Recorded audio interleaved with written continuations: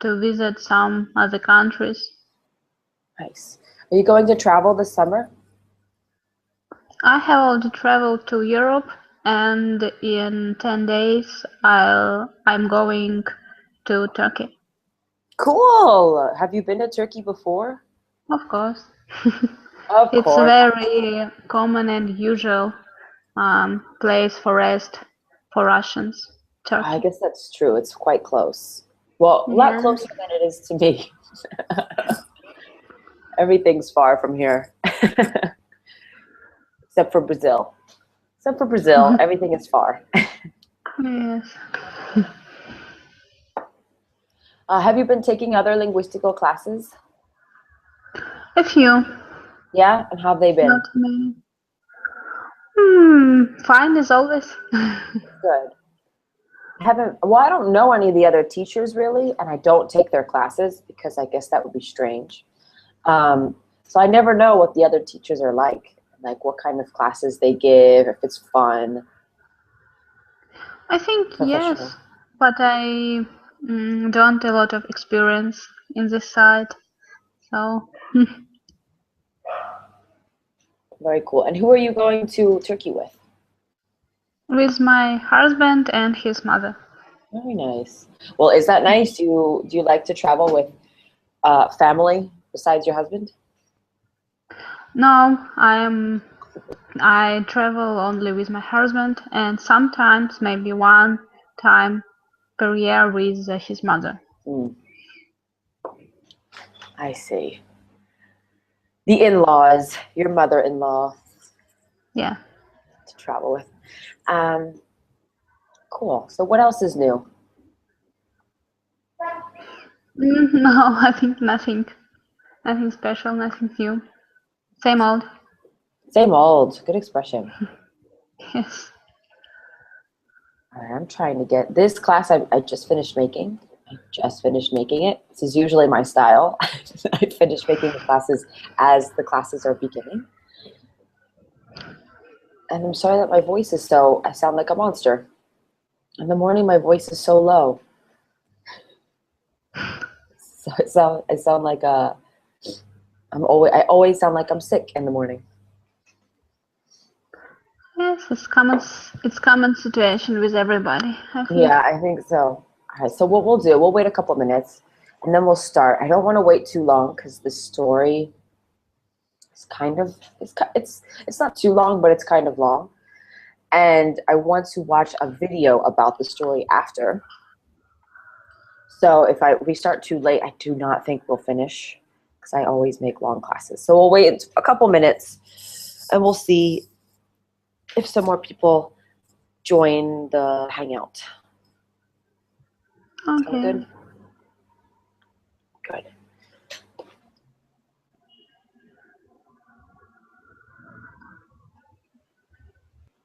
Has it been warm lately? I know it's summer, but what's like warm for you? A few days later it was pretty warm. It was about 30 degrees, plus Mm. 30. But today is chilly a little bit. It's about, I don't know, in the morning it was about 15, I think it was rainy. Then But it now warms it's up. sun. It's fine. I think it will be hot tomorrow also. But I don't know. We'll see.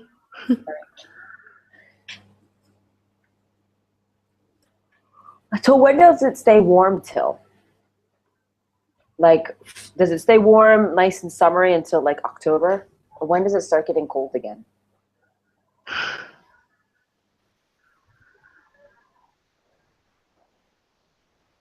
I have Anton.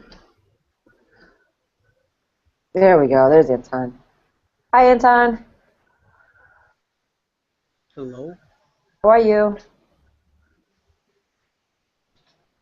So, Good. you sound so quiet today.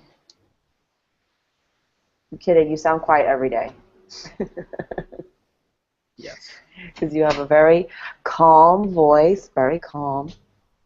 All right, let's do this. Let's get started uh, with this lesson because it's long. Okay. So,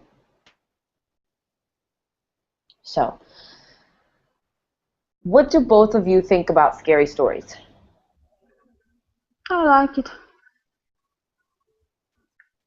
Okay, why? Funny. I think it's very interesting to read. It's very expression stories usually. So it's very interesting to read and scary. I like scary movies and stories, but then I can't sleep well, but I like it. Good. So it's like a beautiful torture. Yes. What about you, Anton? What do you think? I watch it instead of comedy because they're funny. So they're not scary to you, they're just funny. Yeah, they're just funny in There's my nothing. perspective. Okay. Can you think of anything that actually scares you when you read it? No. How about you, Ksenia? I think Stephen King, Stephen all King. his stories, yes, are horrible. They're freaky. They're scary. Yes. All right. So talking about that, what subjects really freak you out? For example, there are people who are very scared of murder, people who are very scared of like mental, like when people go crazy, that's kind of scary. So what's scary to you? For me, it's ghosts because I think it's very difficult to escape from this kind of creatures. You Oh, can escape from murders or something like that by your strong or something fast legs, but from ghost, I think it's no, no chance to escape. whoa, I guess that's true. What about you, Anton? What do you think? Maybe stories about some kind of predators in the wild nature, because when you are considered like a like a prey, it can be scary. Oh, I guess that's true. So like scared of um, like tigers and things eating you or sharks? Yeah, yeah. Sharks. Sharks are scary. They're super cool, but they're scary. Okay, good. All right, the story we're going to read today is called The Landlady by Roald Dahl, who is a very well-known author, but usually writes very fun, silly stories. But he wrote some kind of ghost stories and scary stories. So judging by this picture, can you guys tell me what do you think the story will involve? I think it's something about hostel or something like that. Mm-hmm. And it was an old woman who does something special. I don't know, with the guests, maybe eat them, something like that. Ooh, that's a good one. Okay, what do you think, Anton? I think it will be a story about the landlady. It's a good. Okay, and what do you think this landlady does? What's landlady supposed to do? What is a landlady? It's a lady who lives in some land. Who lives in some land? Lives or gives or sells? What verb did you say? Lives. All right, you're close because we have these things in English called landladies and landlords. Okay, so the female and the male, and these are people who own property and then will rent you the property. So, for example, if you rent an apartment, you have a landlord or a landlady who you pay every month. And if you're in a bed and breakfast, the person who owns the place is called the landlady or the landlord. So somebody who rents you or gives you space to live, but you don't own the space. They own the space. Do either of you have landlords or landladies? No. You own your house, Ksenia? Yes. Okay, what about you, Anton? Yeah, I have a landlady. Okay, and what is she like? She's old. Mm, she's very picky, uh, and I don't know how Good. to describe her. So, if I asked you to give a stereotype or a generalization of landlords or landladies, what is the stereotype?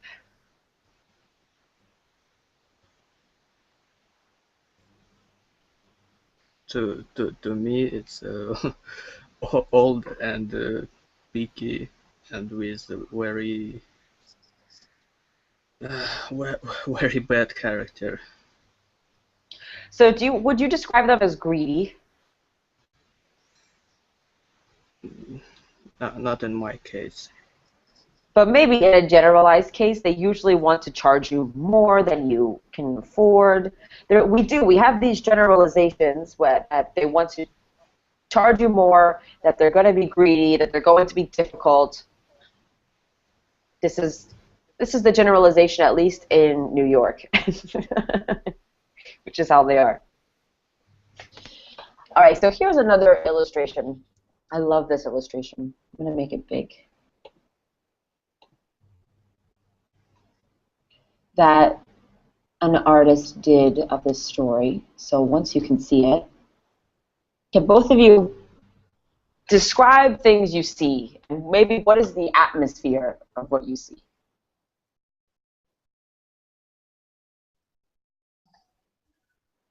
I see a lady, maybe it's landlady. On the right side in the picture is her husband, on the left maybe it's her son. She is very bright and colorful, but the men are so dull and dim. So I think she energy vampire or something. She just sip an energy from them. Good. That's why she's very happy and fatty. I don't know how to describe. Yeah, she's like, we say homely. Homely is when you're like a big woman who lives at home with your kids, and you're like Yes. homely. All right, Anton, what else do you see? What do you see on the floor? What animals do you see? I see. uh, I see something. Well, I see a dog, a fireplace, two chairs, lady, and stuff. Good. There's a bird. There's a piano. This like weird alien thing is not in the story, so I'm not really, unless I missed something, I'm not sure why this is drawn there. This is not in the story. But everything else appears in the story. The tea, the bird, the dog. Okay. Now here's some vocabulary that I want to review before we read. There will be a lot of hard vocabulary in this story, but it's not too difficult that you can't understand the story. They use some descriptive words that can be confusing, but I don't think it will affect your comprehension. So let's look at these 6 words. Well, some are expressions. And then I have 6 definitions, more or less. I made these definitions, so they're pretty simplified. So I want to see if we can, we'll go from definition to word this time. So the definition, it seems familiar. What of these expressions does it match?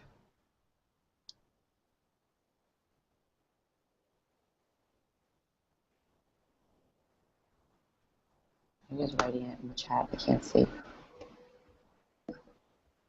Maybe briskly it's quickly.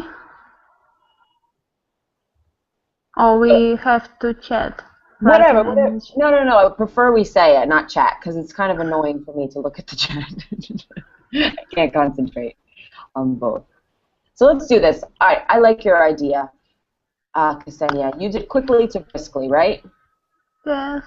Okay, so this is how I want to do it. I want to do, each person will choose a word to match, and then give me an example using the word briskly.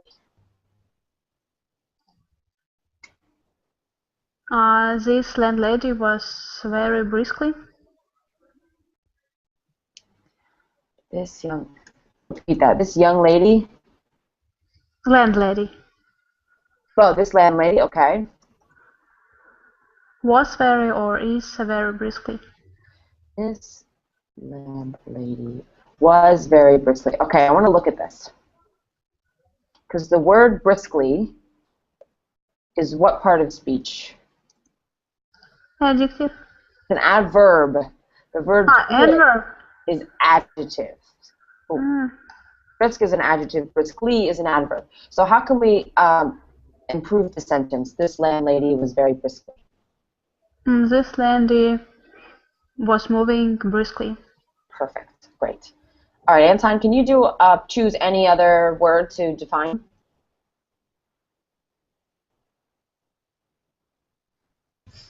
Yes, I can. This landlady was of rapacious landlords. What does that mean? What is a rapacious landlord? I suppose greedy property owners. Good. This expression is almost exclusively for landlords. We always say rapacious landlords. I've never used the word rapacious with another person. I suppose I could, but the expression is with these two words. Something kind of interesting. Okay, Ksenia, you don't have to go in order if you don't want. Nest, a home. Good. Can you give me an example in a sentence? She likes her nest. It was very comfortable for her. Perfect. All right, go ahead, Anton.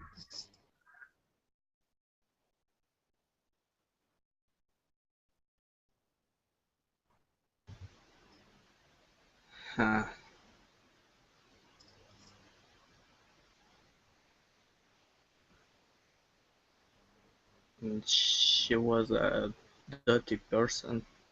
Good. Dotty. I love this word, Dotty. What does Dotty mean? Kind of strange. Perfect. Great, strange. Good. It's a little crazy or strange. Okay, we have two more. We have dithering, and it rings a bell. Maybe dithering, it's being indecisive. Perfect. Yes, it's when you can't decide. So can you think of an example of when you were dithering or when somebody you know was dithering? I felt dithering when I had to enter this hostel. Good. Instead of saying, let's look, I felt some dithering, you want to say I was dithering. I was dithering. I entered the hostel. Something like that.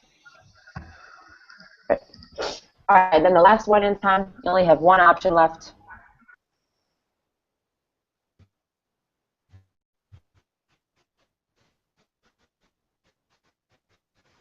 This one.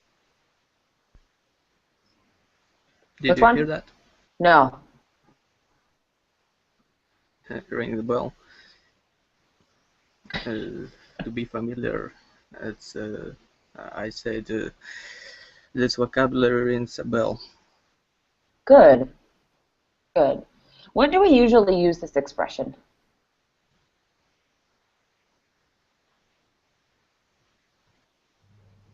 Do you think? When something reminds you about something. Yeah, exactly. So if you have somebody say to you, hey, do you know that movie, whatever movie, and you're like, yeah, it rings a bell. I can't really remember. It's like it feels familiar, but you're not 100% sure of what they're talking about. But it feels familiar. Okay, let's read the story. I'm excited to read this. And because there's only two of you, you guys have to read a lot. But it's a good thing. Okay, I'm going to send you all the link. This is where the story is because it's too long to copy and paste it and do all that. I don't have time for that. And I'll give you guys the option. Do you want to listen to this story or would you like to read it out loud? I'll let you decide.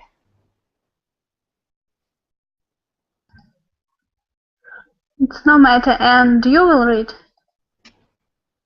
You want me to read it? Or who will read? Or it will be some audio. Oh yeah, there's audio. There's like a video that has audio in it that I can put into YouTube, and then you can listen to it on the YouTube app and read along, if that's what you want, or we can read it. I don't know, no matter. What do you think, It's the Anton? same thing. Okay. Anton, what do you think? What do you think? I'll let you decide. Oh my God, I can't decide though, because it's really, I mean, I'll make you guys read, but unless you don't feel like reading, because I understand, reading out loud is very challenging and quite exhausting. No, I can read. Yeah? It's, yes. All right, let's do that then. Let's read, because it's good to practice anyway. And how many sentences, or because it's very long and without numbers. So I read and then Anthony will continue. Yes? Yeah, read until you get tired, and then Anton will read until he gets tired. How about that? Just go back and forth until you're ready. Okay. Okay, start. Billy Weber had travelled down from London on the slow afternoon train, with a change at Reading on the way. And by the time he got to bed, it was about 9 o'clock in the evening, and the moon was coming up out of a clear starry sky over the houses opposite the station entrance. But the air was deadly cold, and the wind was like a flat blade of ice in his cheeks. "Excuse me," he said, "but the very cheap hotel not too far away from here?" "Try the Bell and Dragon," the porter answered, pointing down the road. "They might take you in. It's about a quarter of a mile along on the other side." Billy thanked him and picked up his suitcase and set out to walk the quarter-mile to the Bell and Dragon. He had never been to Bath before. He didn't know anyone who lived there, but Mr. Greenslade, at the head office in London, had told him it was a splendid town. "Find your own lodgings," he had said, "and then go along and report to the branch manager as soon as you've got yourself settled." Billy was 17 years old. He was wearing a new navy blue overcoat, a new brown Tribly hat, and a new brown suit, and he was feeling fine. He walked briskly down the street. He was trying to do everything briskly these days. Briskness, he had decided, was the one common characteristic of all successful businessmen. The big shots up of the head office were absolutely fantastically brisk all the time. They were amazing. There were no shops in the wide street that he was walking along, only a line of tall houses on each side, all of them identical. They had porches and pillars and 4 or 5 steps going up to the front doors, and it was obvious that once upon a time they had been very swanky residence. But now, even in the darkness, he could see that the paint was peeling from the woodwork on the doors and windows, and that the handsome white facades were cracked and blotchy from neglect. Suddenly, in a downstairs window that was brilliantly illuminated by a step lamp not 6 yards away, Billy caught sight of a printed notice propped up against the glass in one of the upper panes. It said "Bed and Breakfast," and was a vase of yellow chrysanthemums, tall and beautiful, standing just underneath the notice. He stopped working. He moved a bit closer. Green curtains, some sort of velvety material, were hanging down on either side of the window. The chrysanthemums looked wonderful beside them. He went right up and peered through the glass into the room, and the first thing he saw a bright fire burning in the hearth. In the carpet of the front of the fire a pretty little dachshund was curled up, asleep with its nose tucked into its belly. The room itself, as far as he could see in the half-darkness, was filled with peasant furniture. There was a baby grand piano and a big sofa and several plump armchairs, and in one corner he spotted a large parrot in a cage. Animals were usually a good sign in a place like this, Billy told himself, and all in all it looked to him and thought it would be a pretty decent house to stay in. Certainly it would be more comfortable than the Bell and Dragon. On the other hand, a pub would be more con- congenial than a boarding house.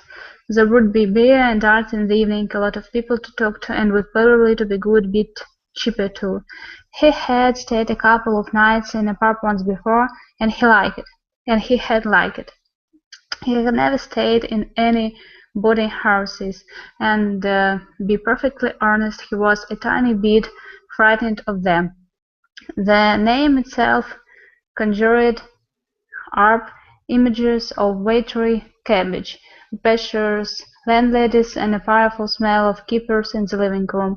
After dithering about like this in the cold or 2 or 3 minutes, Billy decided that he would work on and take a look at the Bell and Dragon before making up his mind. He turned to go.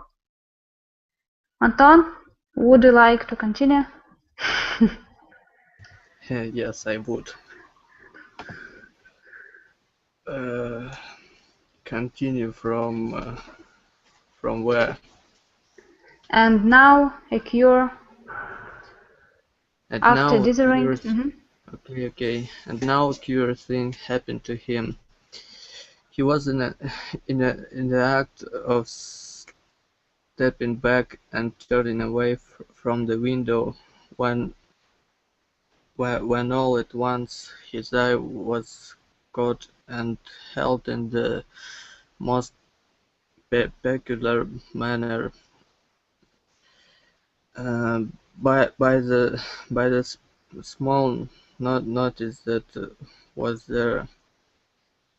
Bed and breakfast, it said. Bed and breakfast, bed and breakfast, bed and breakfast. Each word was like a large black eye staring at him through the glass, holding him, compelling him, forcing him to stay where he was and not to talk away from that house. And the next thing he knew, he was actually moving across from the window to the front door of the house, climbing the steps that led up to it, and reaching for the bell. He pressed the bell. Far away in a back room he heard it ringing, and then at once, it must have been at once because he hadn't even had time to take his finger from the bell button. The door swung open and a woman was standing there. Normally you ring the bell and you have at least a half minute's wait before the door opens, but this dame was like a jack-in-the-box. He pressed the bell and out she popped. It made him jump. He was about 45 or 50 years old, and the moment she saw him, she gave him a warm, welcoming smile. "Please come in," she said pleasantly. She stepped aside, holding the door wide open, and Billy found himself automatically starting forward. The the compulsion, or more accurately, the desire to follow after her into the house was extraordinarily strong. I saw the notice in the window, he said, holding himself back. Yes, I know. It was wondering about, I was wondering about a room. It's all ready for you, my dear, she said. She had a round, pin face and very gentle blue eyes. I was on my way to the Bell and Dragon. Billy helped her, but but the notice in your window just happened to catch my eye. My dear boy, she said, why don't you come in out of the cold? How much do you charge? Five and six, 5 and 6 pence a night, including breakfast. It was fantastically cheap. It was less than half of what he had been willing to pay. If that is too much, then perhaps I can reduce it just a tiny bit. Do you desire an egg for breakfast? Eggs are expensive at the moment. It would be 6 pence less without the egg. Five, 5 and 6 pence is fine, he answered. I should like very much to stay here. I knew you would. Do come in. She seemed terribly nice. She looked exactly like the mother of one's best school friend, welcoming one into the house to stay for the Christmas holidays. Billy took off his hat and stepped over the threshold. "Just hand it there," she said, "and let me help you with your coat." There were no other hats or coats in the hall. There were no umbrellas, no walking sticks, nothing. We have it all to ourselves," she said, smiling at him over her shoulder as she led the way upstairs. "You see, it isn't very often I have the pleasure of taking a visitor into my little nest. The old girl is slightly dirty," Billy told himself, "but at 5 and 6 pence a night, who cares about that? I should have thought you'd be smartly swamped with applicants," he said politely. "Oh, I am, my dear, I am. Of course I am, but the trouble is that I'm inclined to be just a teeny weeny bit choosy and particular, if you see what I mean. Ah, yes. But I'm always ready. Everything is always ready, day and night in this house. Just on the off chance, just on the off chance that an uh, acceptable young gentleman will come along, and it and it is such a pleasure, my dear, such a very great pleasure when now and again I open the door and I see someone standing there who is just exactly right." She was halfway up the stairs, and she paused with with one hand on the stair rail, turning her head and smiling down at him with pale lips. "Like you," she added. and her blue eye traveled slowly all the way down the the length the length of Billy's body to his feet, and then up again. On the second floor landing, she said to him, "This floor is mine." They cleaned up another is all yours, she said. "Here's your room. I do hope you like it."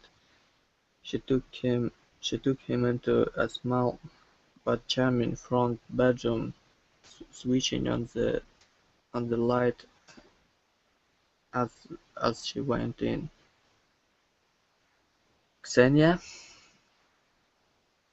Uh-huh. No, yes? It's your sentence. No, said, he said. "Yeah." No, he said, it's a Weaver. Mr. Weaver, how nice. I've put a water bottle between the sheets to air them out.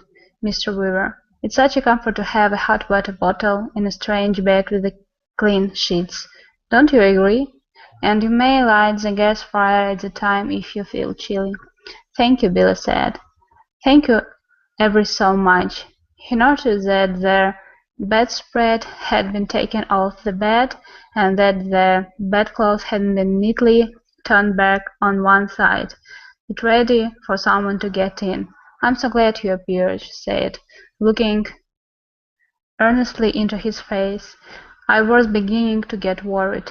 "That's all right," Billy answered brightly. "You mustn't worry about me." He put his suitcase on the chair and started to open it.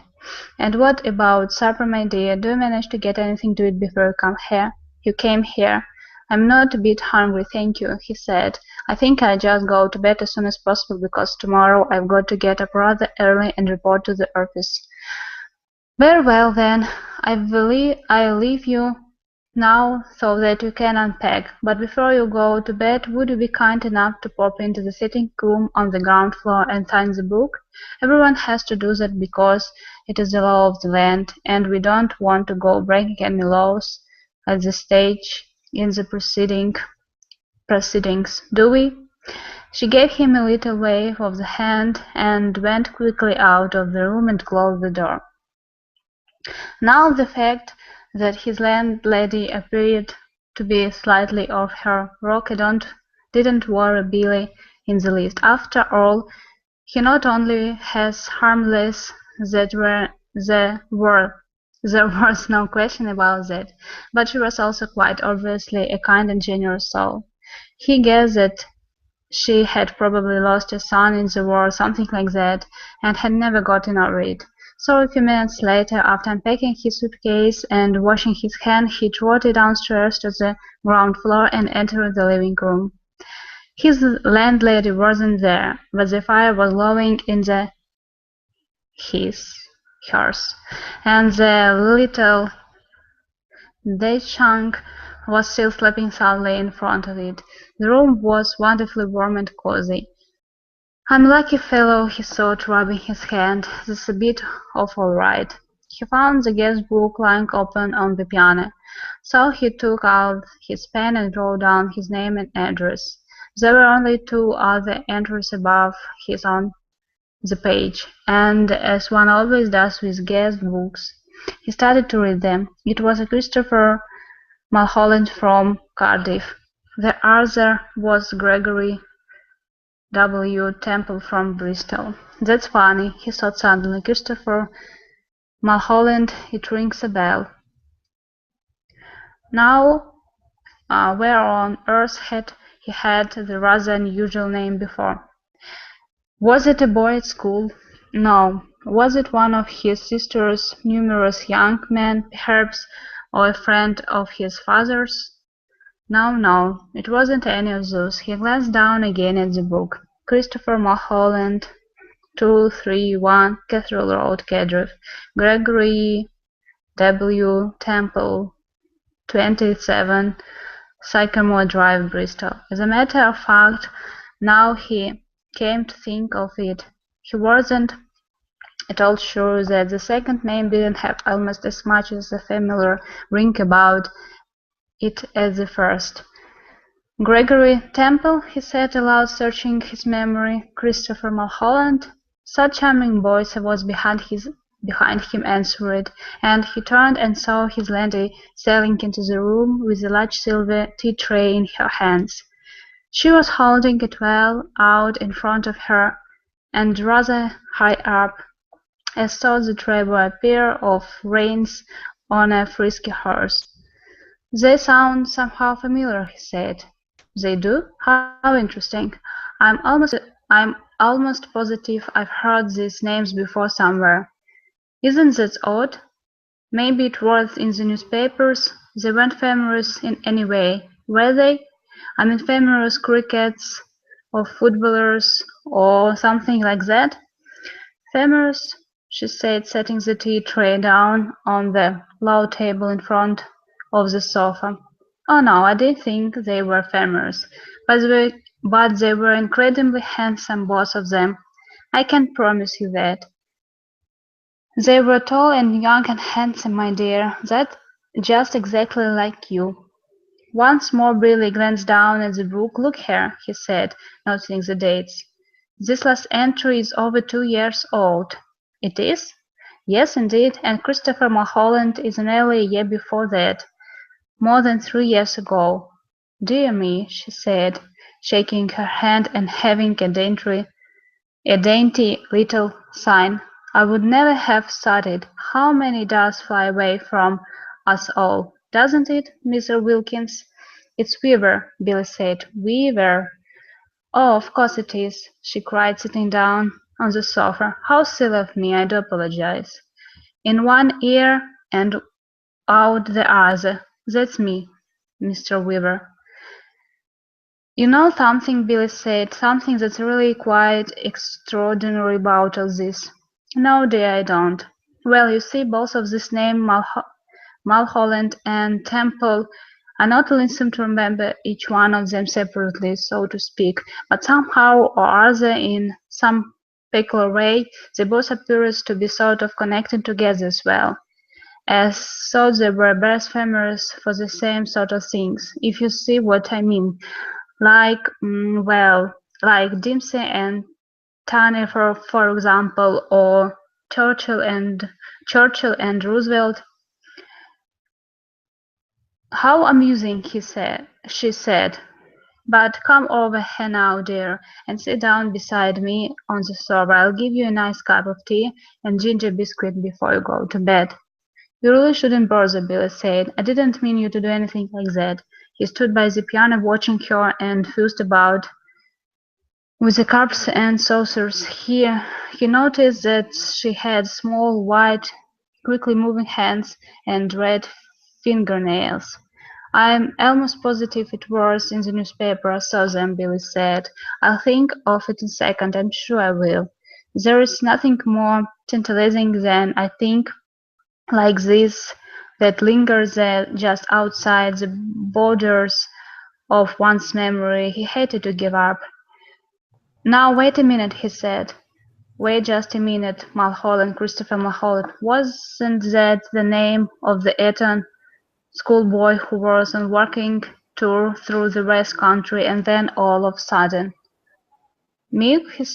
she said. "And sugar?" "Yes, please. And then all of a sudden—" "Eton schoolboy?" she said. "Oh no, my dear, that can't possibly be right, because my Mr. Mulholland was certainly not an Eton schoolboy when he came to me.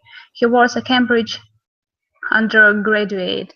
Come over here now and sit next to me and warm yourself in front of this lovely fire. Come on, that's still early for you."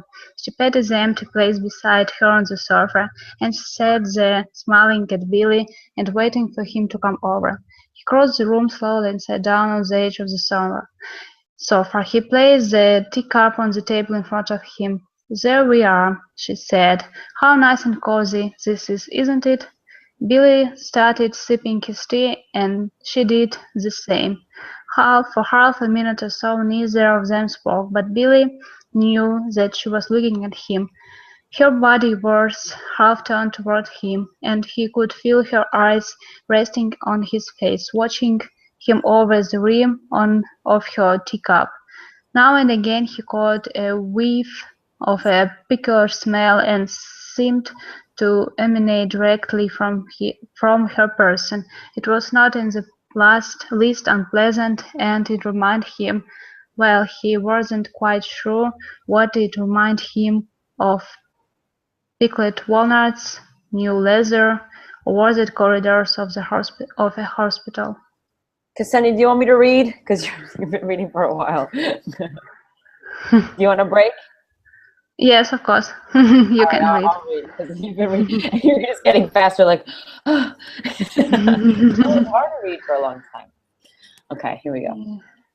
At length she said, Mr. Mullahan was a great one for his tea. Never in my life have I ever seen anyone drink as much tea as dear, sweet Mr. Mullahan. I suppose he left fairly recently, Billy said. He was still puzzling his head about the two names. He was positive now that he had seen them in the newspapers, in the headlines. Left, she said, arching her brows. But my dear boy, he never left. He's still here. Mr. Temple is also here. They're on the fourth floor, both of them together. Billy set his cup down slowly on the table and stared at his landlady. She smiled back at him, and then she put out one of her white hands and patted him comfortingly on the knee. How old are you, my dear? She asked. 17. 17, she cried. Oh, that's the perfect age. Mr. Mulholland was also 17, but I think he was a trifle shorter than you are. In fact, I'm sure he was, and his teeth weren't quite so white. You have the most beautiful teeth, Mr. Weaver. Did you know that? They're not as good as they look, Billy said. They've simply got masses of fillings in them at the back. Mr. Temple, of course, was a little older, she said, ignoring his remark. He was actually 28, and yet I never would have guessed if he hadn't told me. Never my whole life. There wasn't a blemish on his body. A what? Billy said. His skin was just like a baby's. There was a pause. Billy picked up his teacup and took another sip of his tea. Then he set it down again gently in its saucer. He waited for her to say something else, but she seemed to have lapsed into another of her silences. He sat there, staring straight ahead of him into the far corner of the room, biting his lower lip. That parrot, he said at last. You know something? It had me completely fooled when I first saw it through the window. I could have sworn it was alive. Alas, no longer. It's most terribly clever the way it's done, he said. It doesn't look in the least bit dead. Who did it? I did. You did? Of course, she said. And have you met my little Basil as well? She nodded toward the dachshund, curled up so comfortably in front of the fire. Billy looked at it, and suddenly he realized that this animal had all the time been just as silent as the parrot. He put out a hand and touched it gently on the top of its back. The back was hard and cold, and when he pushed the hair to one side with his fingers, he could see the skin underneath, grayish-black and dry and perfectly preserved. Good gracious me, he said, how absolutely fascinating. He turned away from the dog and stared with deep admiration at the little woman beside him on the sofa. It must be awfully difficult to do a thing like that. Not in the least, she said. I stuff all my little pets myself when they pass away. Will you have another cup of tea? No, thank you, Billy said. The tea tasted faintly of bitter almonds, and he didn't care for it. He didn't much care for it. You did sign the book, didn't you? Oh, yes. That's good, because later on, if I happened to forget what you were called, then I could always come down here and look it up. I still do that almost every day with Mr. Mulholland and Mr. Temple, Billy said. Gregory Temple. Excuse my asking, but haven't there been any other guests here except them in the last 2 or 3 years? Holding her teacup high in one hand, inclining her head slightly to the left, she looked up at him out of the corners of her eyes and gave him another gentle little smile. No, my dear, she said, only you. Creepy, right? A little, yes. It's a creepy story. Now, where are you? Where's the... Okay. Let me go to this next page. So we'll do this quickly. We'll just have like another 5 minutes. But what are Billy's first impressions when he peeled up the boarding house? She thinks it's very cozy and nice place. Good. Yeah, it looks like comfortable. There's animals, right? Yes. Okay. So why does Billy enter the boarding house even though he likes staying in pubs? I think something welcome him. Maybe Good. some magic in the house. Good. Good. No, that was like beautifully said. Very good. So describe the landlady's house.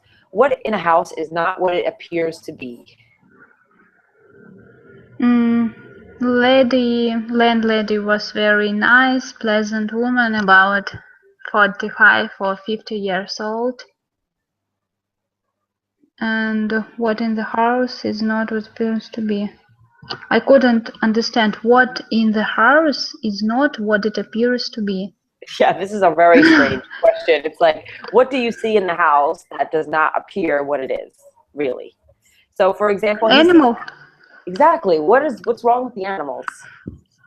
They died. It was like a scare. I forgot this name. Scare skin. Or how to say their toy that not toy object that people do with their pets. Yeah, it's a taxidermy. That's what we call it, taxidermy. Yes, taxidermy. Taxidermy is very, very, very creepy. Really, it's always kind of freaks me out. Yes. Stuffing animals. Good. So Billy keeps thinking he knows something about Mulholland and Temple. What is it that he knows but can't recall? I don't know. I Remember, think he keeps being like, there's something about those names. What happened to the boys? I think they just visited this woman and stayed there forever because he did something with them, something like with the pets, I think. Yeah, so you probably think they're stuffed, like the animals. Yes. It's terrifying. Okay. There's some pretty interesting things that maybe you didn't notice. But let's see if we can do this without looking back at the story because we don't have much time. So what seems to be the landlady's idea of a perfect guest? And every perfect guests, they should be handsome. Yes. I think should be young men. Yeah. Good. And if they had a good teeth or good skin, it will be a bonus. Exactly. Excellent. Will you read question number 2? I mean, it's actually number 3 because I had question number 1, but I erased it. What happens? One relevant fact you may not know is that potassium cyanide, a favorite poison in mystery and suspense stories, has a faint bitter almond taste. To go back to the text and find other clues throughout the story that foreshadow Billy's fate. Can you find a hint in the very first paragraph? So first, Yes, what? when he drank a tea, he says that this tea was with almond taste. So she Good. poisoned him. Good. Do you know what the word foreshadow is? No. Foreshadow is. I think it's yes. I foreshadow. It's something that think you before something happened. Yeah, like gives you clues, right? Yes. Gives you clues of what happens in the future part of the story. So let's go back to the first paragraph of the story. And can you find where it talks about probably that he will die? He will die. It's first paragraph.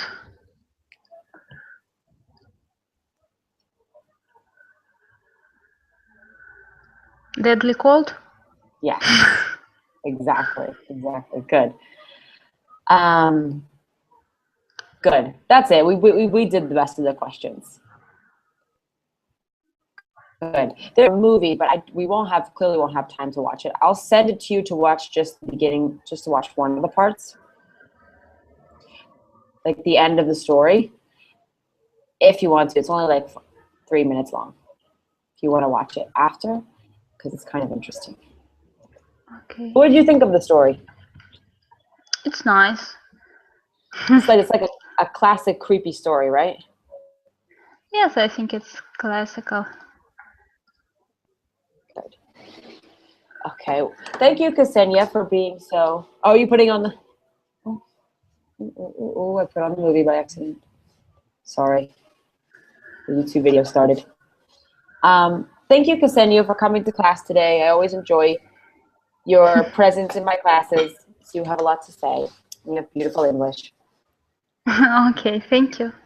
So watch that video if you want, and then hopefully I'll see you soon. I'm doing a lot of Of course. classes in June. Okay. Of course. Thank you very much. care. Bye. Bye.